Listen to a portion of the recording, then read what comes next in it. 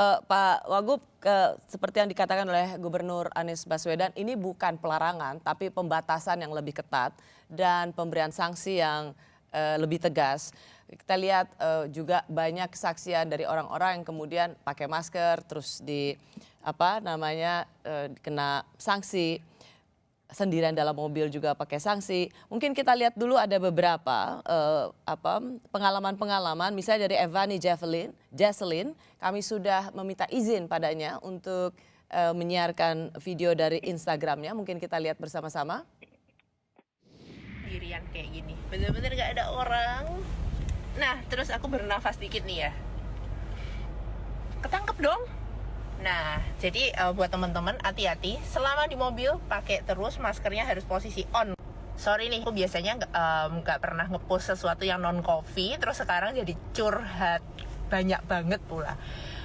Cuman gini sih, maksudnya menurut aku ini adalah sesuatu yang perlu dipertimbangkan ulang, dan harapannya sih pemerintah bisa lebih bijaksana ya untuk memberlakukan hal-hal ini gitu loh. Karena masa kalau di mobil sendirian jelas gak ada siapa-siapa, kita mau nularin siapa dan ditularin siapa, itu kok harus pakai masker dan kita ditangkap. Tapi setelah itu dikirimnya justru ke tempat yang rame, penuh kerumunan, dan mereka pun nggak melaksanakan protokol PSBB. Is it PSBB? Oh my god. Dan sekarang aku harus nunggu mau disidang atau mau disuruh bayar atau kerja sosial. Ini apaan? Pak Ahmad Riza mungkin sudah melihat juga ini cukup beredar di banyak sosial media, dia kena sanksi. Tetapi yang berbahaya adalah pada saat kena sanksi itu kerumunannya juga tidak lebih baik. Ada yang ingin Anda berikan komentar soal ini? Ya, yang pertama saya ngomentarin tadi kan saudara Eva keberatan, dia dalam mobil sendirian.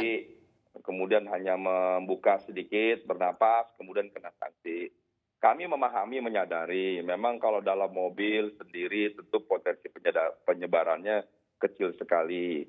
Apalagi cuma bernapas atau mungkin cuma makan, minum. Namun peraturannya sudah dibuat oleh Presiden sendiri bahwa siapapun yang keluar rumah wajib menggunakan masker tanpa kecuali.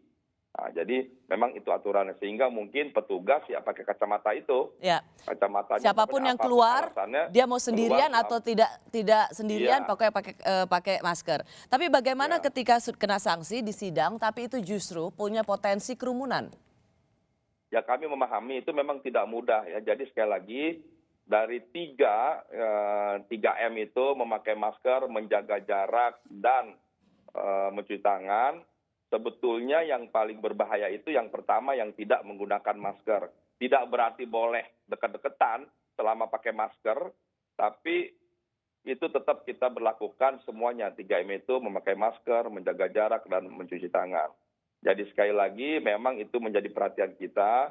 Kerumunan-kerumunan itu bisa saja terjadi. Makanya kami minta juga atas tadi Instagram itu saya pribadi juga sudah meneruskan ke jajaran agar menjadi perhatian apakah aparat kepolisian, aparat karena ini TNI, penting juga. Satpol PP dan semua. Betul. Betul, karena gini Pak Wagub, percuma kita bilang bahwa pakai masker itu penting, mencuci tangan itu penting, menjaga jarak itu penting, tapi pada saat kita mengenakan sanksi pada yang melanggar pakai masker, kita juga menimbulkan kerumunan. Rasanya ini penting juga punya protokol, jangan sampai orang yang ingin menegakkan aturan justru melanggar aturan itu sendiri.